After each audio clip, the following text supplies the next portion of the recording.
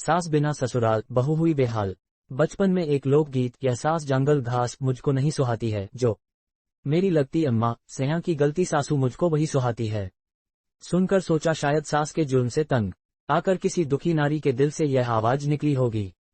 College में पढ़ने लगी तो किसी सीनियर को कहते हुए सुना, ससुराल से नहीं सास से डर लगता है।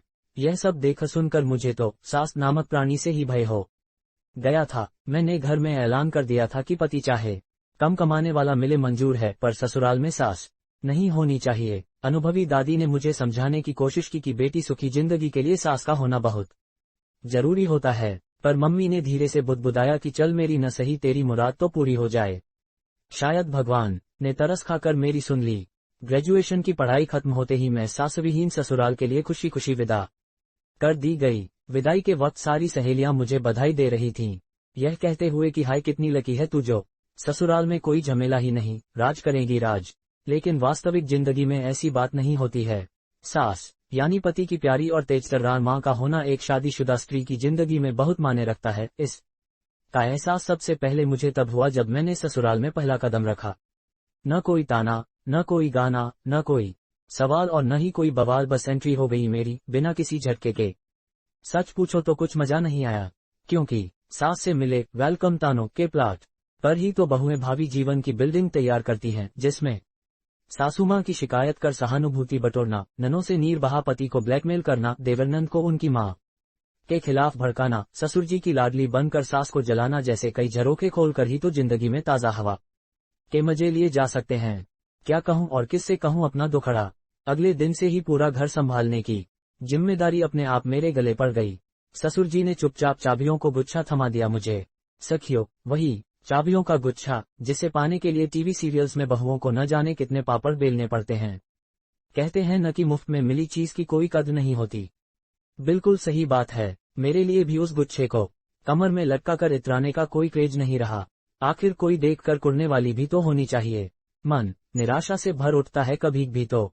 गुस्से और झल्लाहट में कभी बेस्वाद खाना बना दिया या किसी को कुछ उल्टा पुलटा बोल दिया तो भी कोई प्रतिक्रिया या मीनमेक निकालने वाला नहीं है। इस घर में कोई लड़ाई झगड़ा या मनमुटाव नहीं। अब आप सब सोचो, किसी भी खेल को खेलने में मजा तो तब आता है जब खेल में द्वंद्वी और प्रतिद्वंद्वी दोनों बराबरी के भागीदार हो।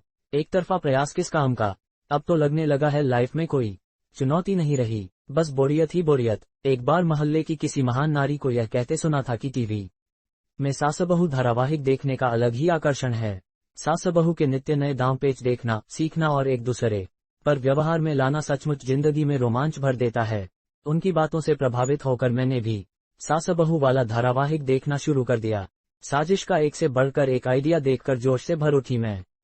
पर हाय री मेरी किस्मत, आजमाइश करूं तो किस पर। बहुत गुस्सा आया अपने आप पर। अपनी दादी की बात याद आने लगी मुझे। उन्होंने मुझे समझाने की कोशिश की थी कि बेटा, सास एक ऐसा जीव है जो बहू के जीवन रूपी स्वाद में चाट मसाले का भूमिका अदा करता है, जिससे पंगे लेकर ही जिंदगी जायकेदार बनाई जा सकती है।